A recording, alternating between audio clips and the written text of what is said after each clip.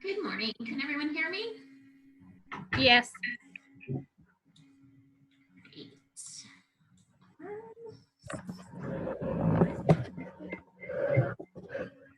See, we have Jolene and a few other people signed in. Are there people who are meeting in the same room, like you're all together? This is Janine from the REC, and I have Vicky and Tom with me. Okay.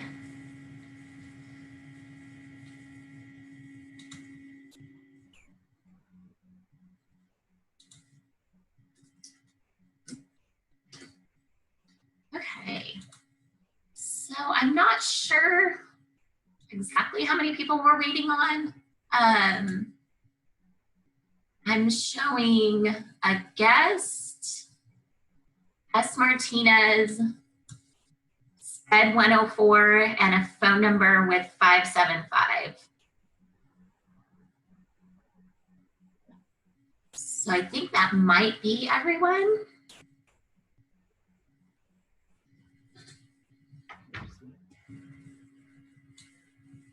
Okay, so if we could just have everyone go ahead and introduce themselves who's on the phone. This is Jackie Eishens from School Ability. And who else do we have joining us?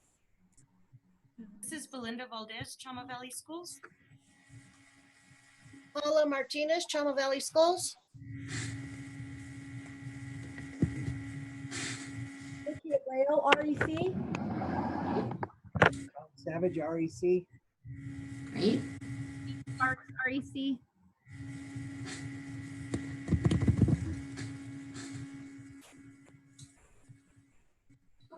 Looks like we've got Alfredo and one other number.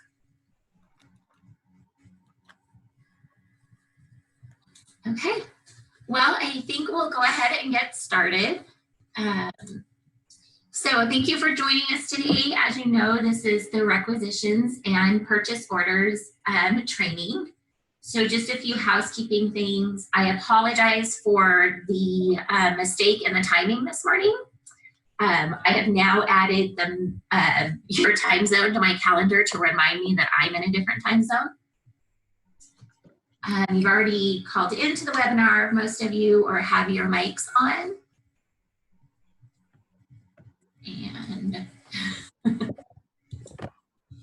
And so mostly questions will be answered at the end of each section. Jolene may be intercepting some things that I may not be aware of as far as your processes go. And the webinar is being recorded. I made sure the little recording is on, and it'll be posted on the School Ability YouTube channel. If not this week, then early next week.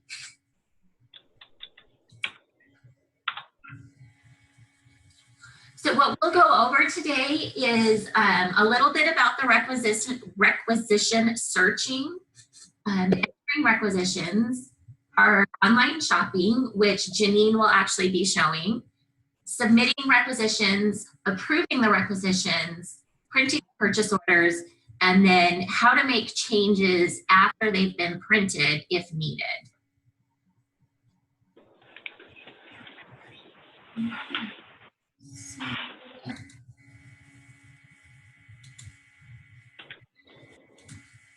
Okay, so first I'd like to ask how many of you have actually already entered requisitions into the School Ability software? None of them have actually started inputting requisitions. It's Alfredo was able to get the installation of the client done last week. So this is really the first time that they're being exposed to it. Okay, that is good to know. Okay, well, this will be, not a completely in-depth, but it should help you get started entering your requisitions. I will also have 3 handouts that I'll send after this is over that goes into a little bit more detail and has some reminders on it. Because once I know how it is once you leave a webinar and you go start doing it. So I will send those out after the webinar, probably later today. And we'll go ahead and get started. Let's see.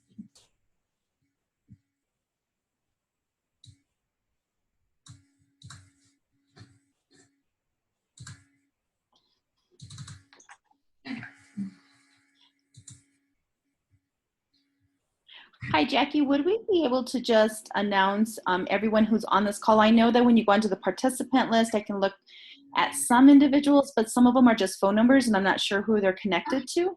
Yes, and we did do that, but it looks like some other people have joined since then. Yes. So why don't we just quickly go ahead and go back through that again. If you guys can unmute yourself one at a time and introduce who's there.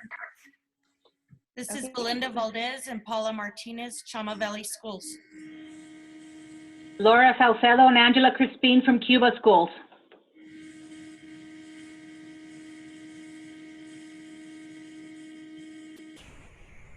Valerie Trujillo, REC. I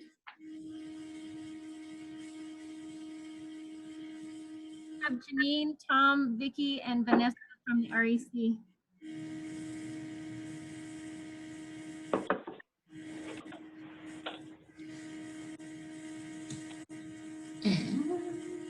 Is that everyone? I believe I see on the participant list Alfredo, Susie, Elizabeth Romero, and Jolene on. Yes, I'm here, but I'm on mute.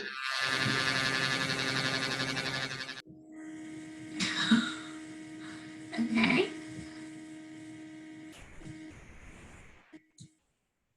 Okay. So if some of you are on, are trying to use your microphone and it doesn't seem to be working, please go ahead and call into the number that was given so that you'll be able to ask questions as well.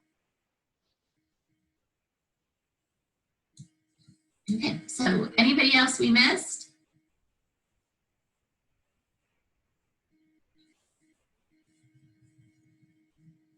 Okay. So I'm going to have everybody on mute. You will be able to unmute yourselves. And when you're done speaking, please go ahead and mute yourselves again, just so we don't talk over each other. Okay. And I'll start again with, I am Jackie Eichens. I've been with School Ability since October. And before that, I worked with Escape Technology in this software for 7.5 years. So I do know a little bit about it, although I'm not quite as familiar with New Mexico processes and things as I am with the California processes. So we'll go ahead, and as I was saying before, we'll get started. Again, this won't be a very super intensive, but it'll get you started entering your requisitions and going through those processes. One thing I would like to point out before we get started is that there are resources available for you so that you can get some of your questions answered on your own. There is online resources, which gives you a variety of information from release information. It has escape guides, templates for any kind of imports. It also has short tutorials about some of the activities. So you are welcome to check that out. And we have the School Ability online resources as well, which we will be adding to as we go through the next couple months and implementations and creating new tutorials and webinars. So I am in a New Mexico beta system, which is a test system, so that I'm not, as we're going through this, I'm not doing anything in your production system.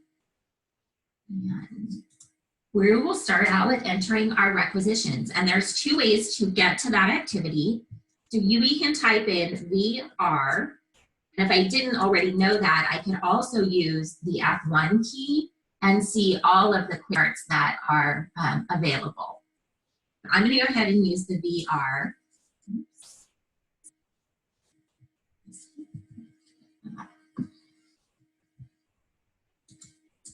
VR. And what that does, it's the same thing as going to finance, requisitions, vendor requisitions. When you do that, you'll also see across the top of your activity screen here, the path that you followed to get there. And you'll see my user is a little different than some of your users, so I have access to multiple orgs as well as some activities that you won't see on your activity tree, so don't let that throw you. Here we are at the vendor requisitions. You can create new from here, and you can also copy requisitions. So if you know there are requisitions already existing that you want to just copy and make minor changes to, you can go ahead and use the search form here to pull those up. And I want to point out just a couple fields on this that tend to get overlooked that might help you when you are trying to search. One of those is the location field, the order location. So if you have access to only one location, then you probably won't use this field. I know there are some users who will have access to multiple locations, and we can see that in with my user. So I have access to all of these locations, and maybe I want to only see requisitions for 2 of them. And so I can do that by holding the shift or the control key and selecting the ones that I want. So I can search on one location or multiple locations. So that may help some of you who maybe manage different locations and you don't want to see all of them, but you do want to see more than one. Another field to keep in mind is change orders. So after you've submitted and you get to that point, you can search on the PO change order date, or you can just search for requisitions, only those that have change orders. The comment, that's the comment of the requisition. So if we had, say we wanted to find everything that had stipend in the comment, we could type that in and the list that comes back would show us only those requisitions with that comment. And we'll clear that one. And line item description is one that a lot of people just kind of don't notice this is there. So if you order something, say you want to order vellum paper, and you want to find the rec that already has that in it, you can type that in there. When you hit go, you're going to get requisitions that have a line item within them that includes these words. You can also search by order type. So this is blanket PO, direct payment, PO without receiving, and PO with receiving. If you're trying to search on specific types, you can do that as well. And the history is one of my favorite searches. You can search on words that show up in history. So maybe you want to find requisitions that have been emailed. You can type in email, and the list that comes back is going to only include those requisitions that have a history record with the word email in them. So those are just a few tips. They will be in the handout that I'm sending out. And as you can see, there are many, many, many ways to search your requisitions. But again, if you're entering, you may want to search for something so that you can copy the requisition rather than start it completely from scratch. To enter the new requisition, if you don't want to copy, and what we're going to do is go ahead and create new by clicking on that new button.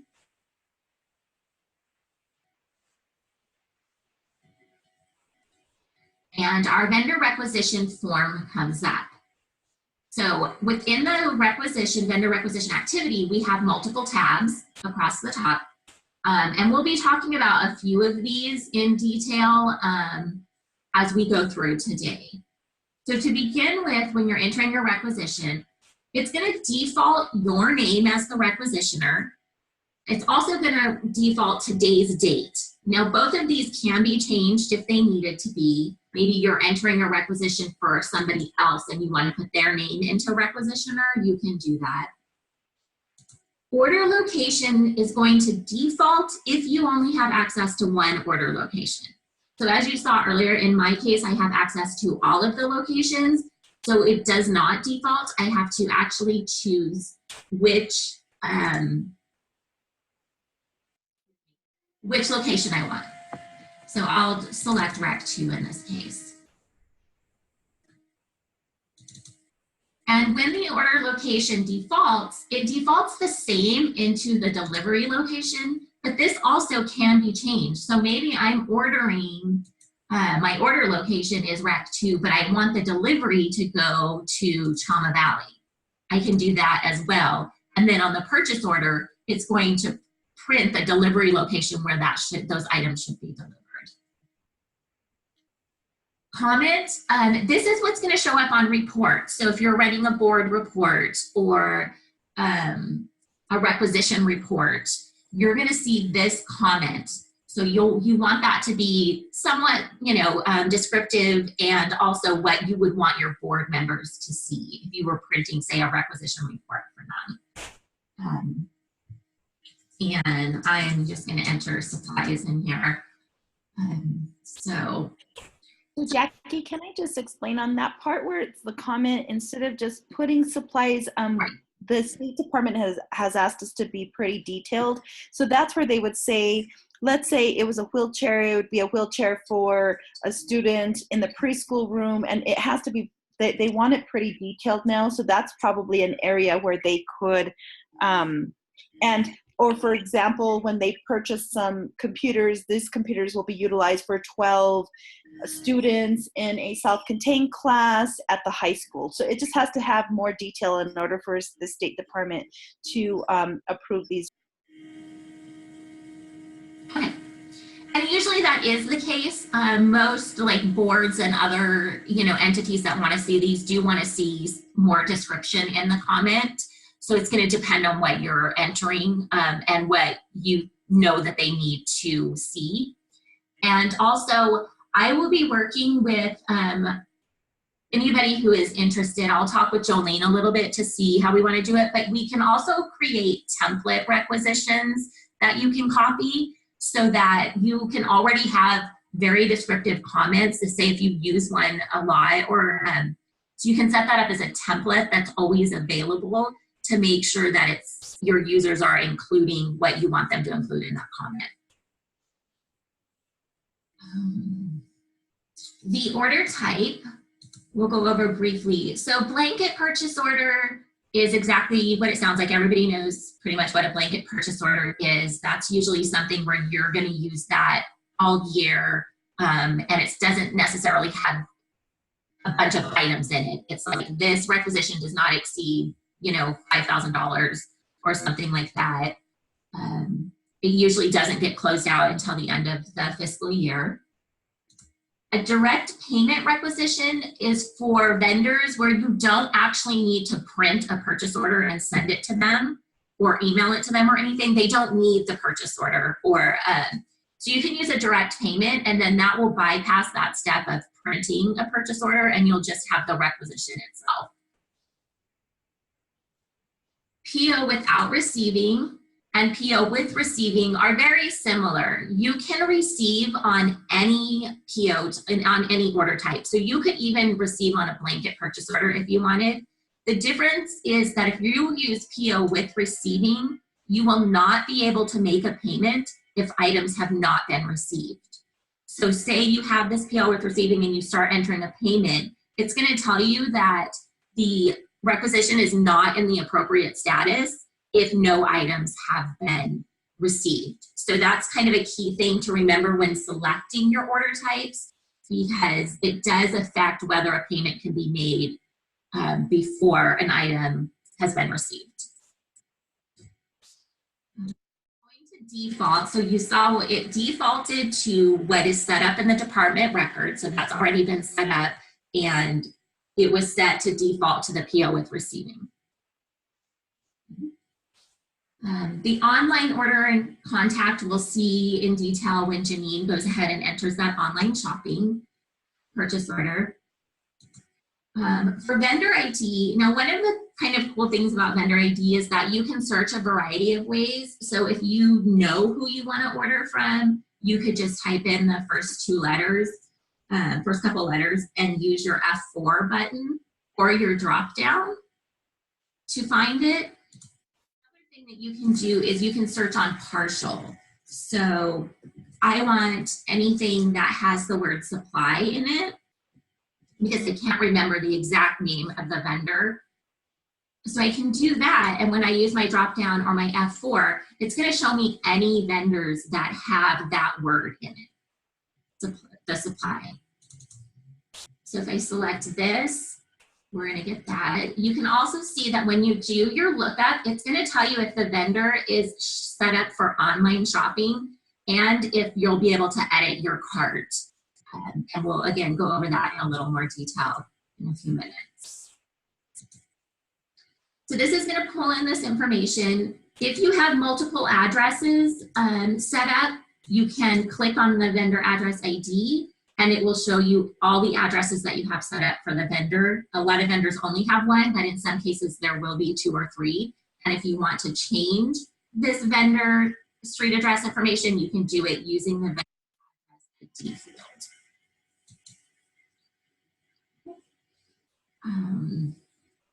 So this also tells you that this vendor is not set up for emailing purchase orders, so it will be a printed purchase order. Quickly on the right-hand side in section 4, the tax rate you can enter manually, but you can it will also default if it's set up in the sorry, my mind just went completely blank. It's set up in the location record, and if it's not set up in the location record, then it'll use a finance general setup record. So if there is a default, if you do want your vendor requisitions to always default to tax rate, that can be set up. Yes, Jolene. Before we jump into that, can we talk about the quote number? So if they want to use a quote, or actually Janine and Tom, are they having to submit multiple quotes? Are you wanting, and where I'm getting at is, are you wanting them to identify the quote number if that is the case?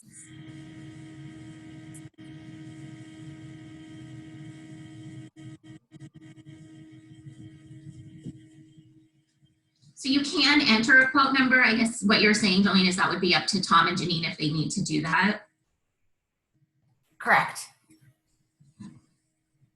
So yeah, there are, like I said, there are so many fields on here and I'm not sure which ones. So if I do skip over one that you guys do have questions about or will definitely be using, please let me know and I will. Yes, sorry, all I see is sped, so. Sorry, that's Belinda. I just want to make sure. So all of the vendors that we had in AptaFund are going to be transferred over automatically. We don't have to request new vendors being brought in. Jolene, Vendors that we've been using. Jolene, Yes. I believe they've all been imported for you. All the vendors that had activity within the last fiscal year were brought over. So if they were inactive, then those ones were not brought in.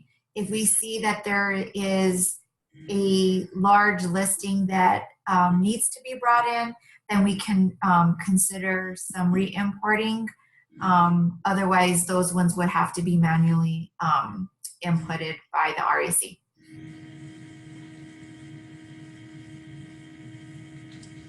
Were there other questions?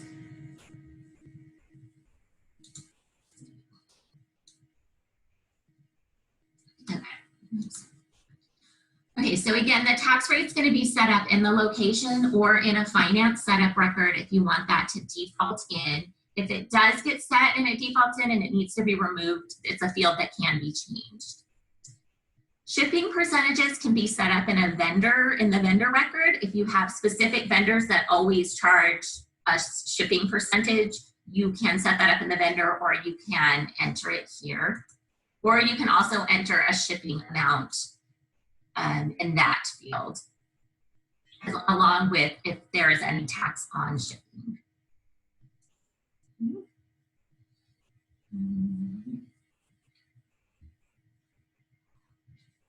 So I'm going to skip section 5 unless Jolene, most of these, well, I guess I won't skip it. On hold is if the requisition's on hold for some reason.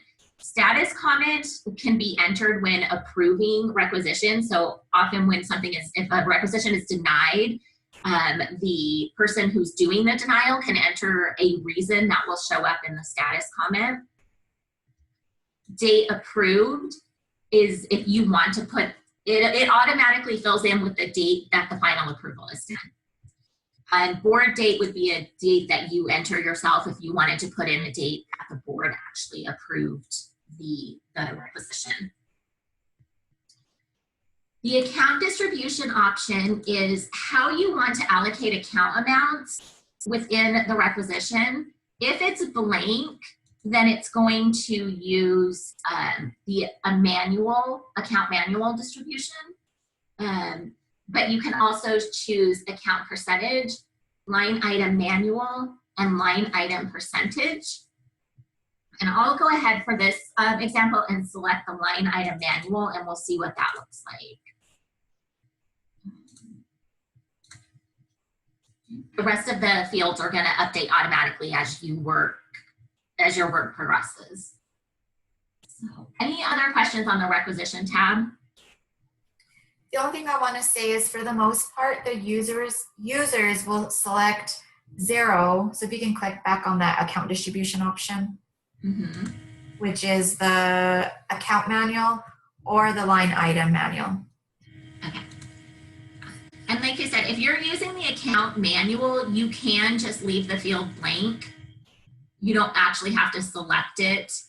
Blank will use account manual, or you can select account manual. We could also set that up as the default in the department record just to make it easier.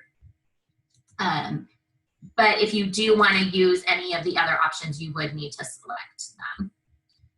But I am going to go ahead and use line item manual just as an example, because there are some fields in there that I'd like to go over.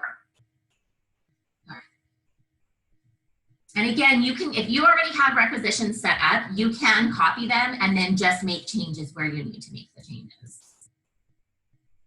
For items, we're going to click the new button. And you have your order quantity and unit description. I'll go ahead and just type the wheelchair in here again. Your unit price, I have no idea how much a wheelchair costs, so I'm just going to make up a number. If the item is taxable, so as you're adding items, if an item is not taxable, you can go ahead and change this to no so that the tax doesn't calculate on that item. Stores item number and vendor catalog number are set up in something that you currently aren't using, and that may be something that Tom and Janine want to talk about in the future, but for now you won't be using either of these fields. You can use the message before. Template messages can be set up in the finance setup. You can also just type in this. So anything that you type here is going to print above the item on the purchase order. Sorry. And anything that you put in the after is going to print below the item. And we do have a knowledge base article that goes over that in more detail, and I will include that link along with the handouts after the webinar. So this is just nice if you need to add additional information or you need to give a message to someone. You can print it in here, and it allows up to, I think, like 1,200 characters. So it is a pretty, a field that you can enter a lot of information in. So you can open it and just keep typing. So because our line item option that we selected was line item manual, what that did is here within our item in the account information section, it unlocked all of the amount fields. So we can add up to 5 accounts that apply specifically to this item and enter the distribution. So, Janine or Tom, can you give me an account fund I can enter here?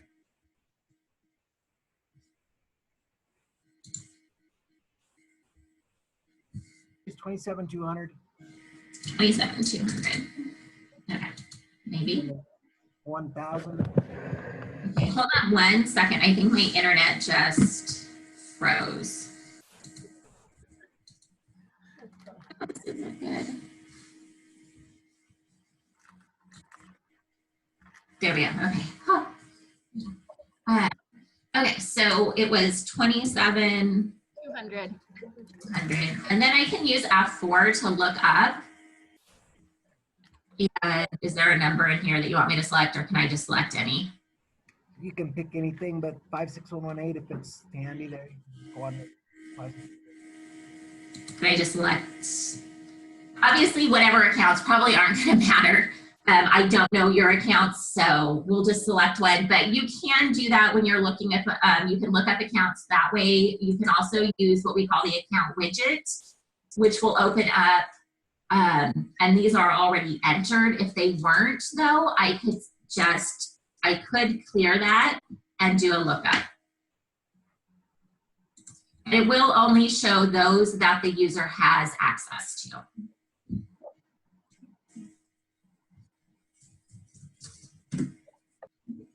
So you can do that, as I said, for up to 5 accounts. And if you wanted to distribute that by a percentage, you would choose the line item percentage on the requisition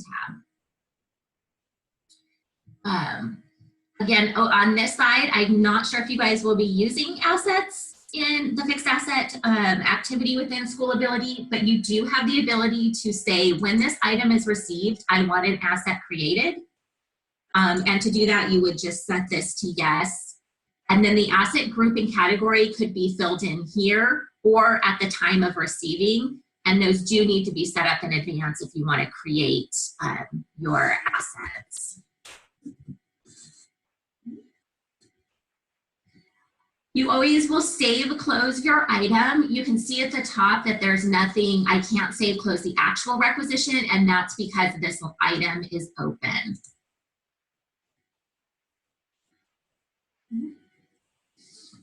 If we were using the account distribution option that Jolene mentioned, 0, which would be account manual, then you would be able to change, you would be adding your accounts in this section instead and changing the amount here. But you'll see that didn't change because I have it set up in the line item.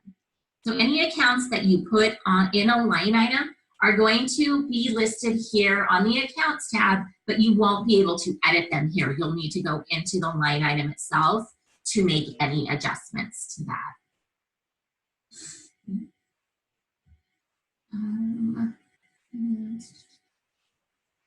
So that is pretty much it for now for entering except attachments. If you have attachments at the time that you're creating the requisition, you can add them.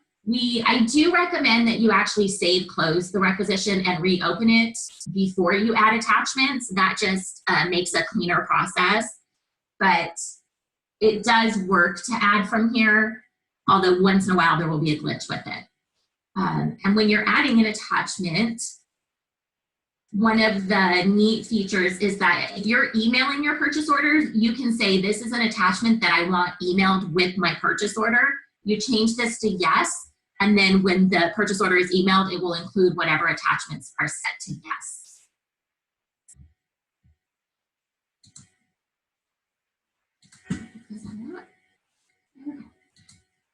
Yes, Jolene. So if the REC is requesting that users attach quotes, this is where, is this where we would attach them?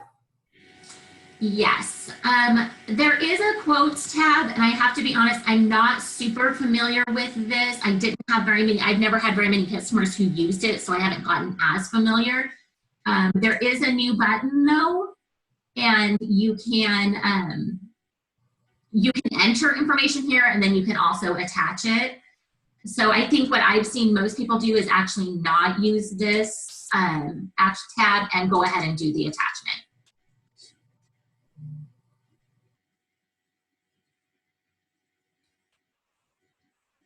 Okay. So that's the basic of entry. You are going to come in, you're going to enter these fields. Is there another question? Jackie, Tom Savage up at the REC, we didn't chime in a little earlier with Melinda's question about quotes. Yeah, we do expect to see quotes with these requisitions. You know, these are federally monitored funds, and it's important that we, you know, that we're prudent in our purchases. So certainly, you know, using quotes minimally with the same expectations that the schools themselves would use. But, you know, we just need to make sure that we're getting the best purchases that we can. And Jackie, it would be nice to, on the heels of Tom's comment, would be to use the quote button if they were going to be quotes that they got, let's say verbal, and they had the vendor number and they had who they contacted and so forth. And if they needed to attach anything, those would be more for like the written quotes if they were over a certain amount of threshold. Okay. In addition to that, Jackie, I also wanted to say that initially, I don't think that we're going to put in a default tax rate into the system. You know, really, we shouldn't be paying tax for purchases unless it's software as a service. So schools will need to manually calculate in those situations where there's going to be a tax rate. You know, we can help them with that, but ultimately, it's going to be a responsibility to identify that tax rate on the requisition if we're going to pay it. Okay. Yeah, and I know different states are different. In California, we do pay tax on all purchases, so that's why that is set up, and I review it because I'm not familiar with the taxes in each state. So if you typically won't, then yeah, it would make absolute sense not to set a default tax rate. Thank you. Okay. So once you've entered everything that you want, if you're ready to submit it, you can. If you're not ready to submit it, you can save close. It'll just stay in open status. Maybe you've got it entered, but you're waiting on that attachment, that quote that you need to attach or something along those lines. You can do attachments at any point, but if you're just not quite ready to submit the rec, you can save close and it will stay in open status. But for our sake today, we're going to go ahead and use the task. And most of you are only going to have the task for submit. Submit with insufficient funds is a user-based permission. It's based on the user finance role as well as activity permissions. And what it does is if you have set up that a budget must be checked before items can be submitted, this will allow specific users to go ahead and submit a requisition if there isn't enough money in the line item. Maybe it's an emergency thing and you need to just get it processed and then do a budget transfer or whatever. That will be available to specific users. So for most of you, you will just be using the submit button. So when we submit, it starts the approval process, which has been set up. I know there have been some kind of bumps with it, and there may be additional changes that need to be made. If usually when customers are first using the system, they're still kind of trying to figure out how they want that process to work. So if you do find something that the approvals aren't working exactly the way you'd like them to, you can reach out to, is it Sarah or Rebecca, Jolene? No, so they'll reach out to the REC and then we'll get that taken care of. Okay. Oh, that's okay. So, so as I was saying, when you submit, it starts that approval process, and we'll go ahead and open this up to take a look at that. Users who are entering requisitions may get, you may want to see, well, what's going on with my requisitions. So when you open it, you can see that the status isn't submitted and the approvals tab has been populated. So this is showing the approvals that are needed. This is based on the location I entered, which was REC2, was my order location. So it's following the approval path for that location. And I set myself up as a proxy approver for Janine so that we could see what this looked like. So what it's showing is that Janine is set up as the approver, but it was approved by me as her proxy. And because I'm an approver, it automatically did the approval when I submitted. So for Janine, anybody who's an actual approver, if you submit a requisition yourself, it's going to do your level of approval, but it will still require everybody else's approval. So this is now waiting on Tom for his final approval before it can be printed. Another key thing before we move on is the history. Anytime you have a question about something that happened with your requisition and purchase order, you can check the history tab. Changes that are made to the requisition are going to get stored in here. And so if you're thinking, well, why is this requisition this amount? Or when did this amount get changed?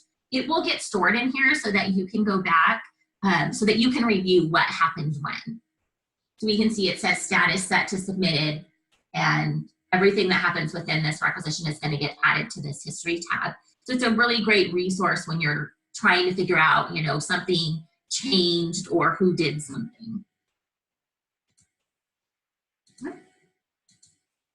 So, and requisitions do get submitted within each rec. You cannot submit from a list. So if you have multiple on here,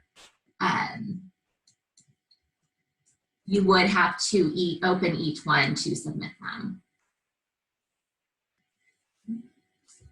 So I have 2 that are submitted. Again, if I was wondering about who needed to approve them, why they were still unsubmitted, I can open them up, look at the approval tab, and look at the history tab. So that's the entering the requisition and submitting it part. Are there any more questions on entering and submitting?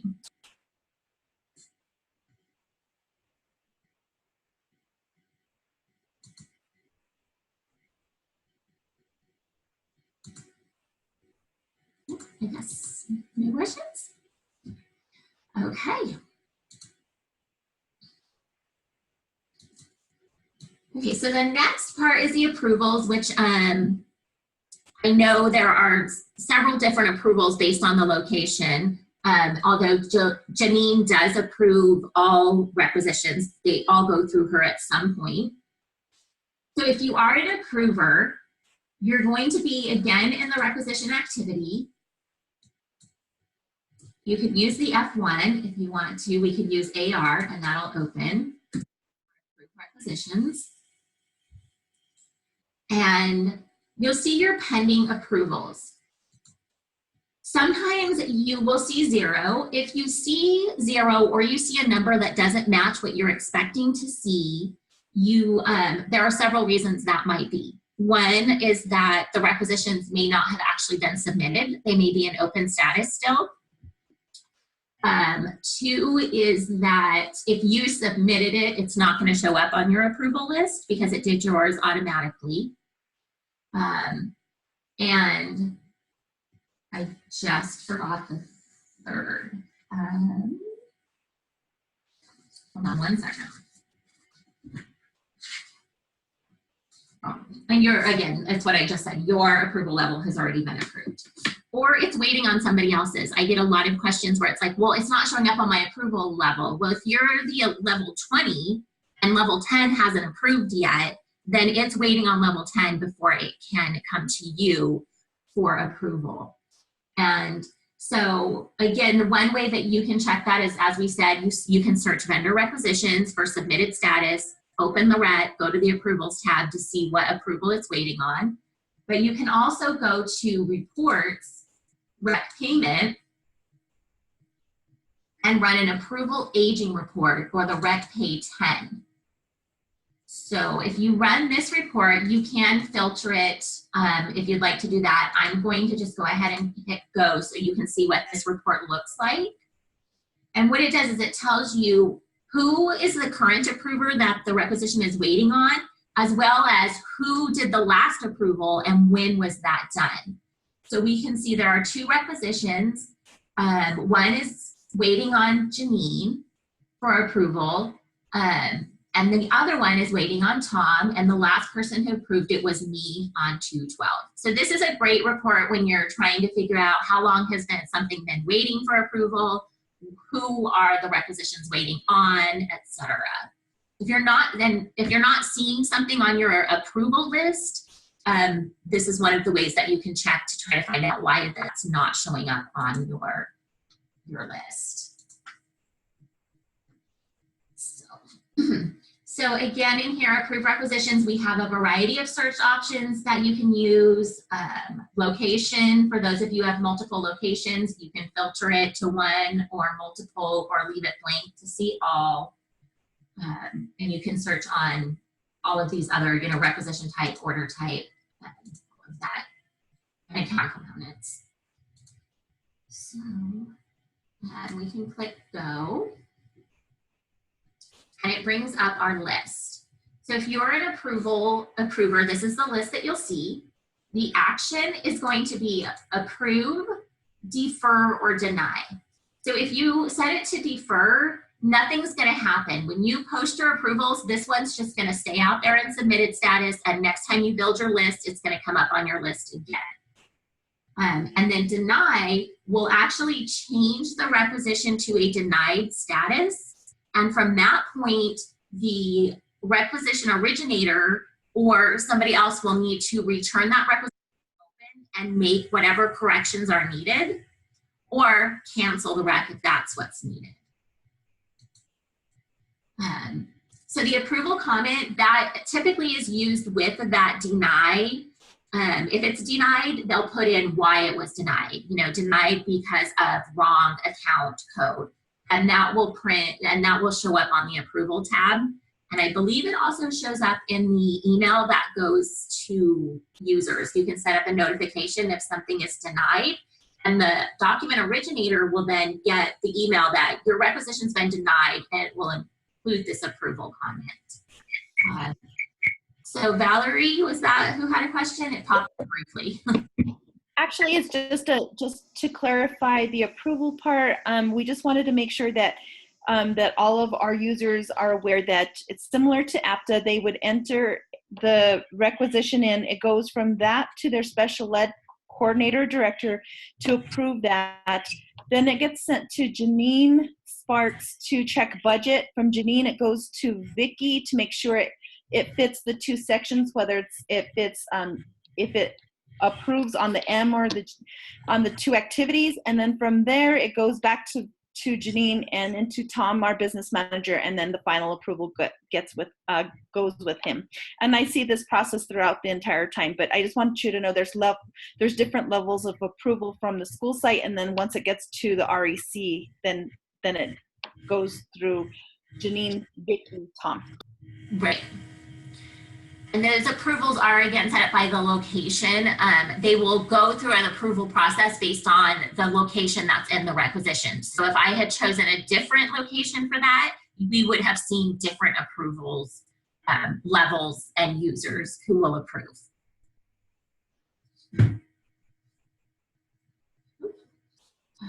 Okay, so that was the approval comment. A rec note is for that tab within the requisition. Pretty much every activity has a tab for notes. So if you type something in here, it will automatically add that to that notes tab within the requisition. The new hold button is, since this is set to no now, the current hold, if I wanted to put it on hold, I could go ahead and say yes. Or if the requisition was on hold and I wanted to take it off, then I would change that to no. New status comment. That can't be blank. New status comment is if you want the requisition on the main form of the requisition, there's a status comment field. So you can enter a comment that will populate there. So if say you're denying a requisition, you may want to enter the approval comment so that that's on the approval tab and on the email, but also enter it in the status comment. So if somebody just glances at that main page, they know why it's on that status. Buyers are not currently set up. So you're also going to see requisitioner. It will show you the first account within the requisition. It doesn't show all accounts because then it would need to be listed multiple times. The order type, the comment that was entered, and if there are attachments, it's going to show a number. So it would say 3 maybe, and then the name of each attachment. And you can open those attachments directly from here. So if you're approving and you know that this should have a quote or something, you will be able to view it right from this activity to make sure it's there. You can also use these are called quick links. Anywhere you see this little icon, if you click on that, it will open the requisition or whatever document that you're working in, journal entry, receipt. It'll go ahead and open it right there for you so that you don't have to go back to the activity tree and skip over. So if I do that, you can see here's where the status comment field is. On the approvals, we can see where the approval comment will go, etc. But just keep in mind that you don't have to open the rec to see the attachments because you will be able to view them from this column. Any additional questions on how to approve? Because the last step in this is just going to be to post these approvals and denials.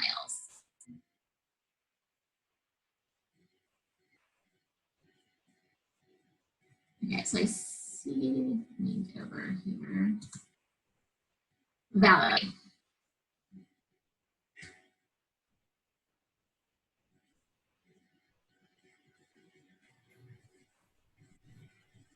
I think she just had it on. It just, Tell me. So the only thing that I wanted to suggest was using the page with the magnifying glass. So if they wanted to, if they had multiple requisitions, they can click on that. No, not that one. Oh, the snapshot. Yes. If they can view all at the same time. And sometimes it's quicker than opening up each requisition. If you do need to review each requisition on the list, it would definitely be quicker, as Jolene said, to come to the snapshot button and click on all requisitions, and that will open up requisition snapshots for every requisition that's on here so that you can see the line items, all of the account numbers, etc. Can you click on it just so they can see what it looks like? Yeah, we have one, but you would see all of them. So here's what you'll see. You'll see this one of these for each requisition that's on your approval list. It also shows the history.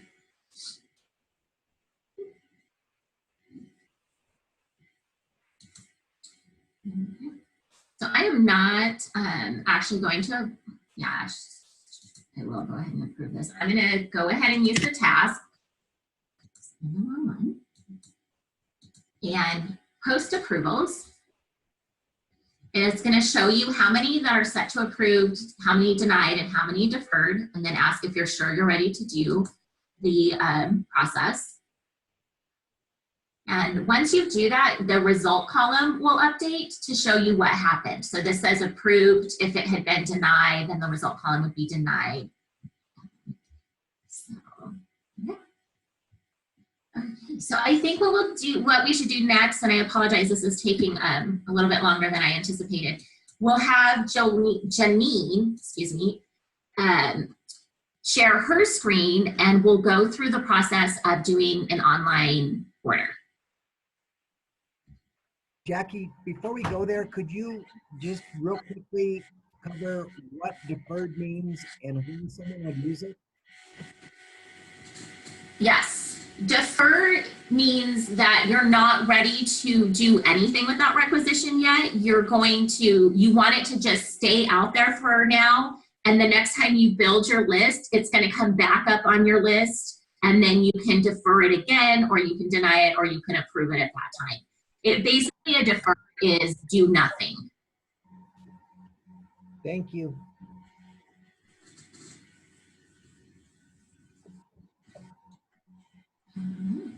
So let me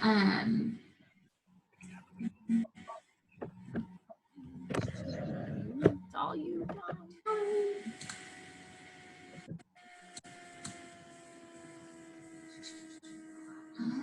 Jolene, do you know how to have another person take over the share? Let's share maybe. Okay, there we go. There she is. Yeah.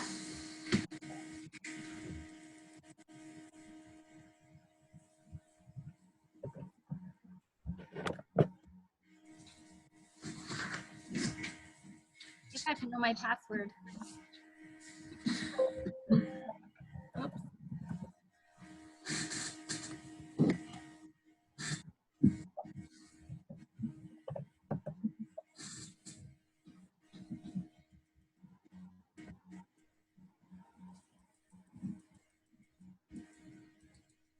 Okay.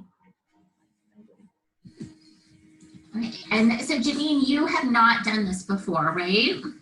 No. Okay. So you're gonna go ahead and you can do either VR or go finance, go through the activity tree, whatever is easier for you. Requisitions and vendor requisitions.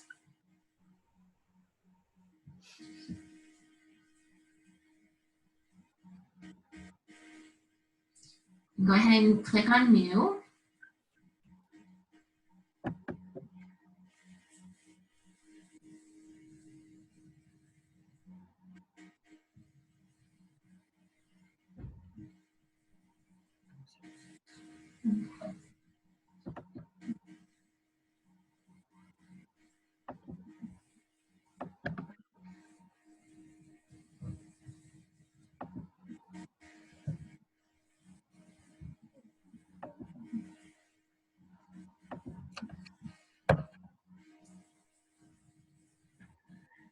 Okay, you just want me to put something in here? Or Yeah, what is just it? put something in.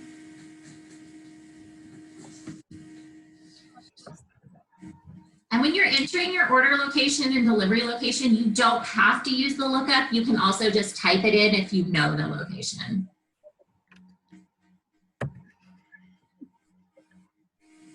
Okay. So from here, you're going to go down to your vendor ID in section 2. And look up a vendor that allows online shopping.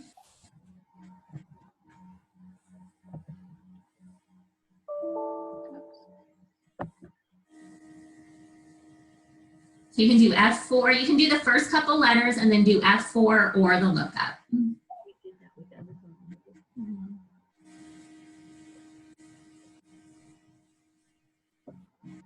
It's in Oh, the we're in vendor category, sorry, in the vendor ID field. Oh, whoops. Sorry. I did the same thing when I was practicing yesterday.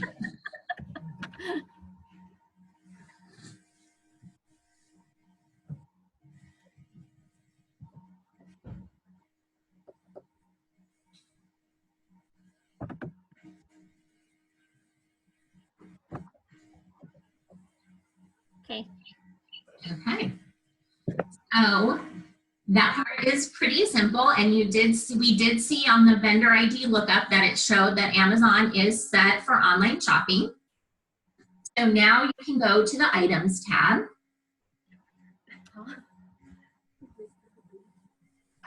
You know, it's kind of nerve-wracking having everybody watch you, huh? Yeah, it is. Believe me, I know. Especially when everybody in the room is staring at you. So go ahead and go to the tasks. Okay. And start online shopping. Okay, so it tells you what's going to happen.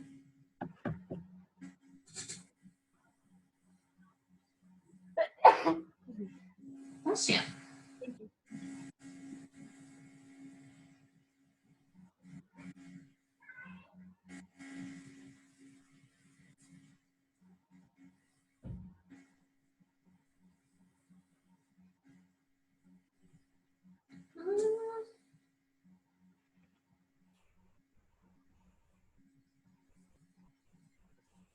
And the Amazon business page should open.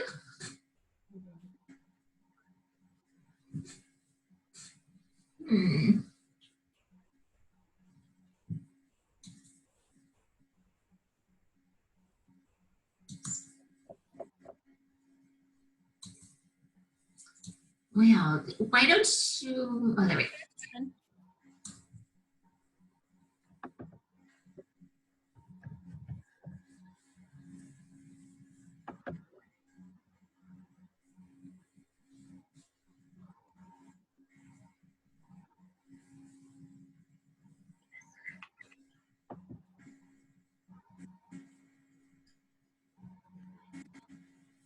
Can you see this? Yes. Okay.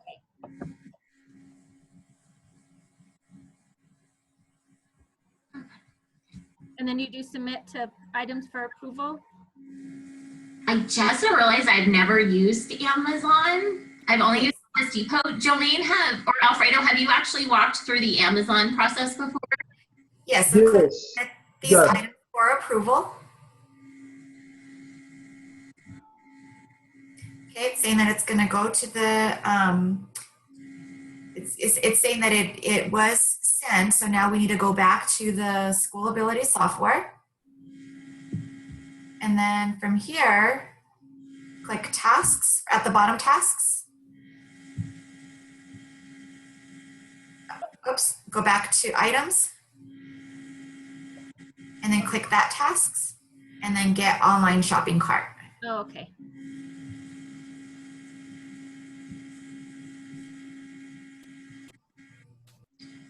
So when you do your online shopping, you're going to go to that. It's going to take you over to the Amazon business site. You can enter all your items, put them in your cart, and then click that to submit for approval. And then the key is to come back in here and use that task to now pull from the Amazon business site into the requisition itself. And it will add everything up here. Okay. So if there's no more items to add, then from here you would want to go to the accounts tab and add your accounts. Jolene? Never mind.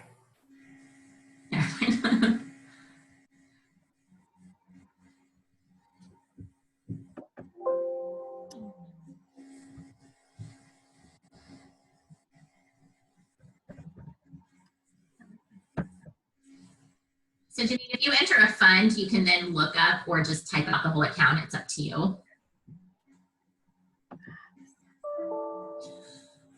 Click retry. And now go ahead and you can use F4. So click within that, go back to the account, and then do F4.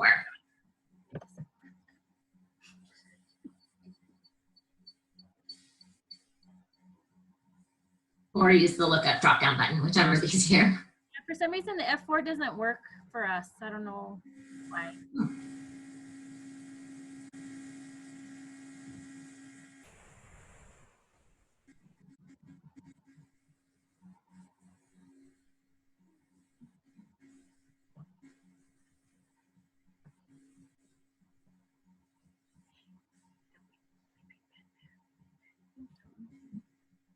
I don't know, I'm just gonna use that one. Okay.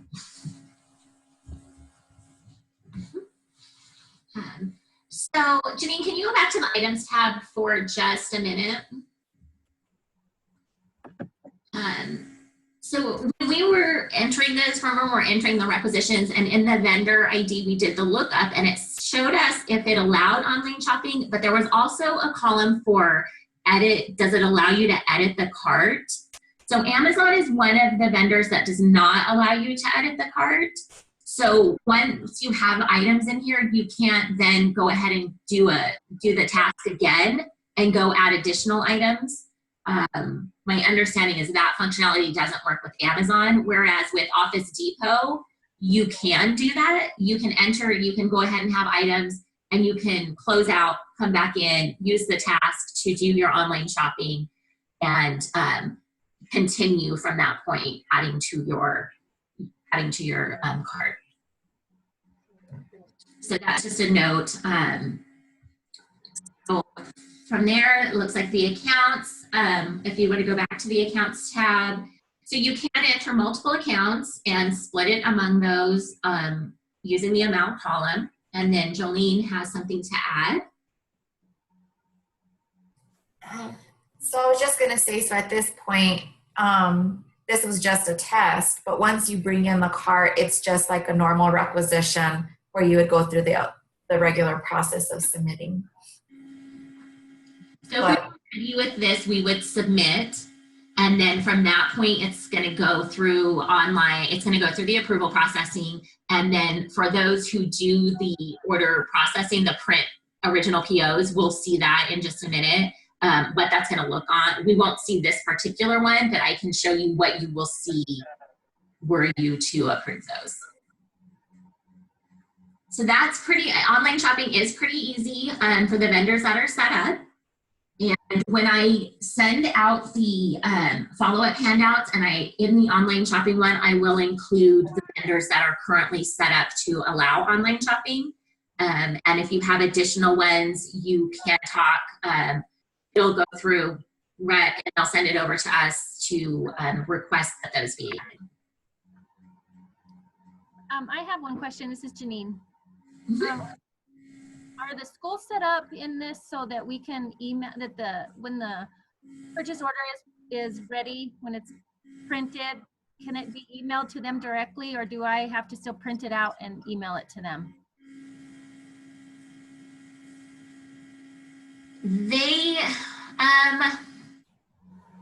I believe we can set up a notification that it's printed. I don't know if it includes that in the email, but it would tell them, and then the requisition purchase order does get attached to the requisition once it's printed. So they can also go into the requisition itself and click on that attachment tab to see a copy of the purchase order at that point. Okay, but they'll know that it's been approved and they'll get Yeah. it. Okay, all right.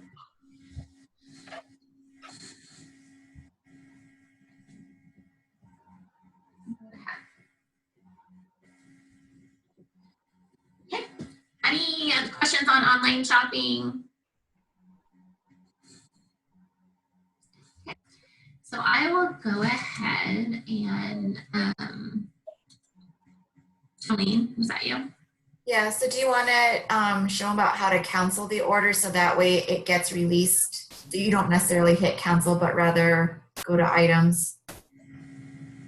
Oh, I haven't done that for online shopping before. I don't know if it's any different than normal. It is. So here, being that this was just a test, we're going to release it. So click on items, click on task. And then, oh, I thought this was going to show up. So maybe we just do. You know what? We haven't saved it yet. Oh, okay, you're right. Here, so that might be why that task isn't available. Okay. But I'll include that in the follow-up as well. So then Janine can just click cancel at the top. Yeah, and it'll cancel the entire requisition.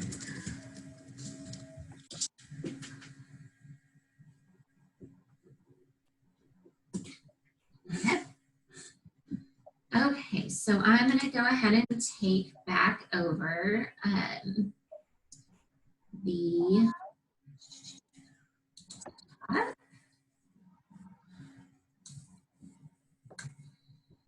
okay.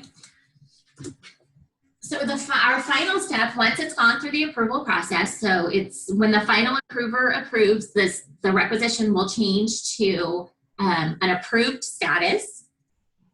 And for those who will be printing the purchase orders, that was done in finance purchasing print original POs.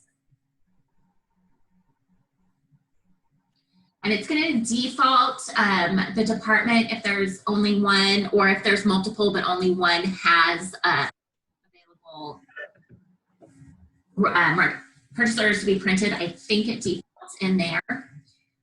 You can filter the list One of the things that you can filter on is the print option. So if you want to only show those that'll be emailed, or only those that are online orders, or only those to print, you can filter on that. Or if you leave it blank, it will bring everything back on your list.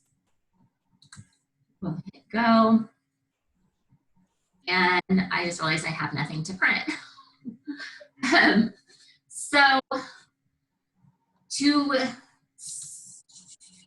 Sorry, I thought I had one. I thought I had left one in here to print.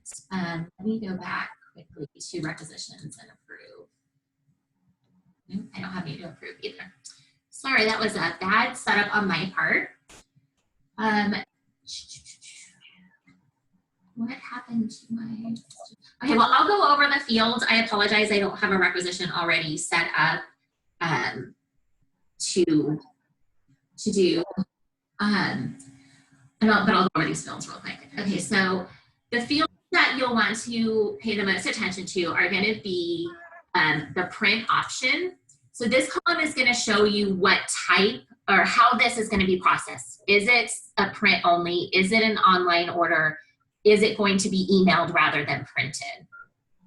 It's also going to show you the attachments the same way that we saw on the approval. It's going to say, okay, well, there's 3 or 2 or 1 attachments and the name of those attachments that will be sent with the emailed purchase order. And then it'll... Jack, I'm sorry, this is Laura with Cuba Schools. We're no longer seeing your screen, so we're a little lost. Okay, it says I shared it. Hold on. Share. How about now? Okay, sorry, I missed a button. Except that's not the one that I want to show you guys. Let's try one more.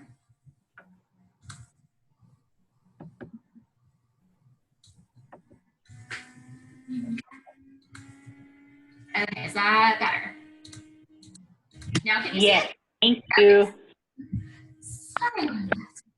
Okay, so the print option, as I was saying, is going to show you how the purchase order is going to process: print, email, or online ordering. Attachments will show you any attachments that will be included with the email. And then email address is going to show you the vendor address that is set up to receive the email. And let me just pop over to vendor requisitions and go ahead and see what I have over here that we can actually print. So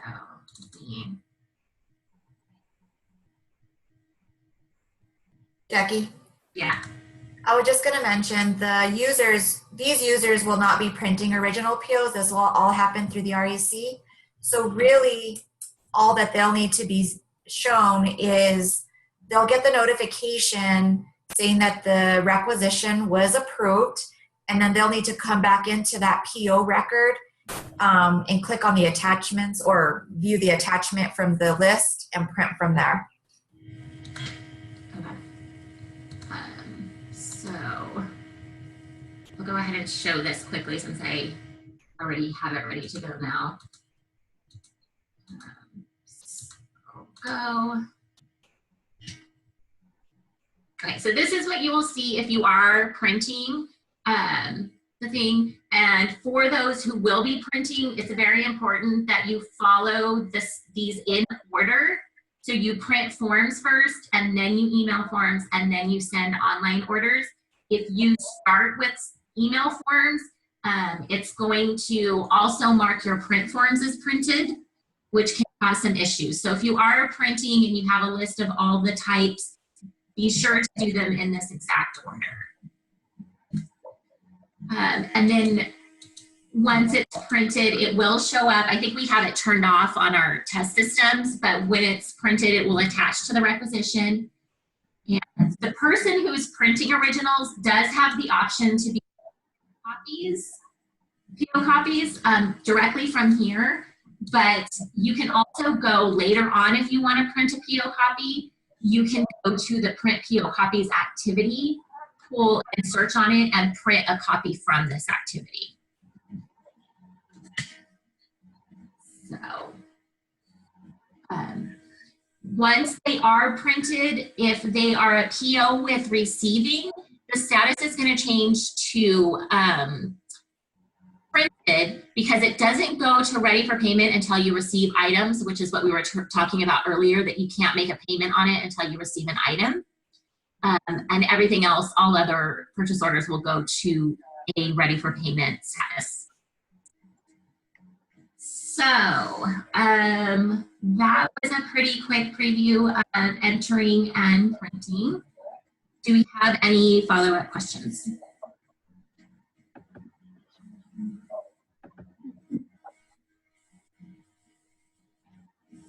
Jackie or Jolene, this is Tom. We need to review that process, the PO with receiving, so that we would encourage schools to take advantage of that and save a step of us having to call or having them send us an email to say that they received the information or received the materials so we could pay it. Okay, do you want me to show that activity then, right now? Well, I didn't know if that would be for another time or if we had a little bit of time to do that right now or not. We are a little bit over, but I can go ahead and show it. And then it'll be part of the recording if anybody wants to come back to it. That would be good. Okay, let me see. Let me do this. Yeah, it's a pretty quick process. So if you do have these POs with receiving and you need to receive, you do receive items, to do that, you're going to be in finance, purchasing, receive PO items, and we'll want to make sure that the users have access to that. We'll double check that so they, the appropriate users can come in and do this as needed. And when you receive PO items, you can set the date received. It's going to default to today. You can change that. If you do, whatever date is here will default for the remaining, for all of the receipts, but you can change it within. And then beginning sequence, you can actually, if I wanted to do PO 18 dash, then I receive these, I could say, I can type in just the last digits of the purchase order number. And I don't know why it doesn't have a proper status. So apparently I've done something. Because we have some services turned off on the test system, it didn't change the status of this. If it had, wow, this is, sorry, I apologize, everyone. This is not as organized as I would have liked it to. Let me get a requisition that's already in the correct status.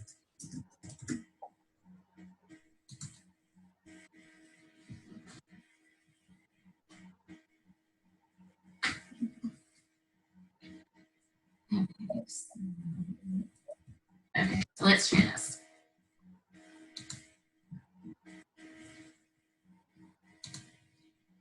Let's try this number.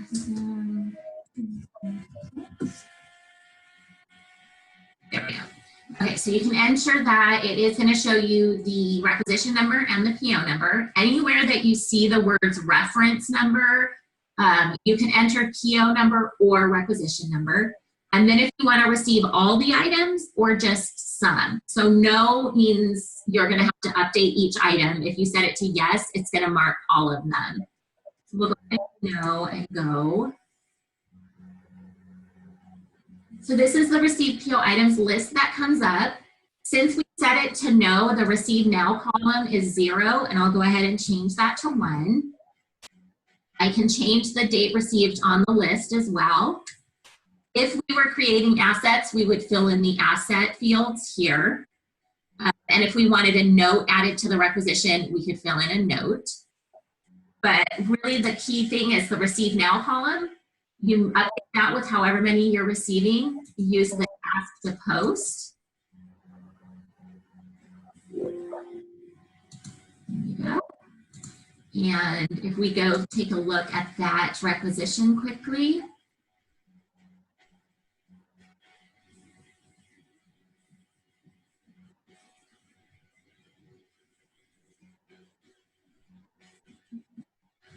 go to the items.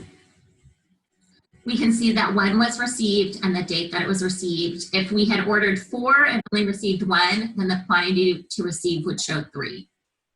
So that's, if you're receiving PO items, that's how you're going to do it through the received PO items. It's not too complicated, so I don't think any of the users will really have a problem doing that.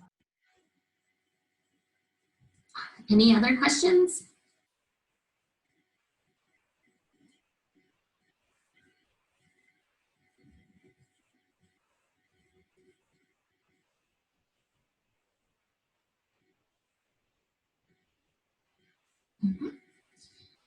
So what I am going to do today is finish up these follow-up handouts, and I'll update them to include some of the information that we talked about today that I didn't originally have included, such as quotes and things like that. And I'll send you that, as well as links to the knowledge base article.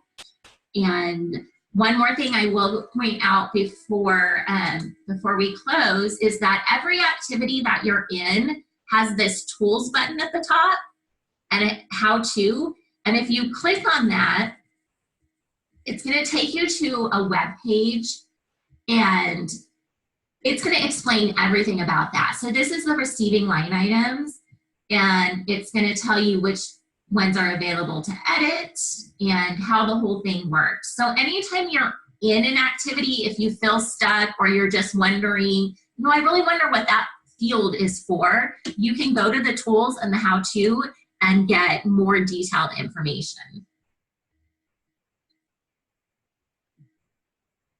So Jolene, did you have anything else you wanted to add? No, I think you covered it all. I do have something, Jackie. Okay. Angeline promised me made me promise that I should stay on mute, but I just want to say to the users that when you start using the system, please don't get frustrated. If you feel stuck or you have questions, just reach out to support and we can walk you through the first couple of requisitions with a screen share. And once you get the hang of it, it'll be pretty smooth. But initially, please don't be shy to reach out for help.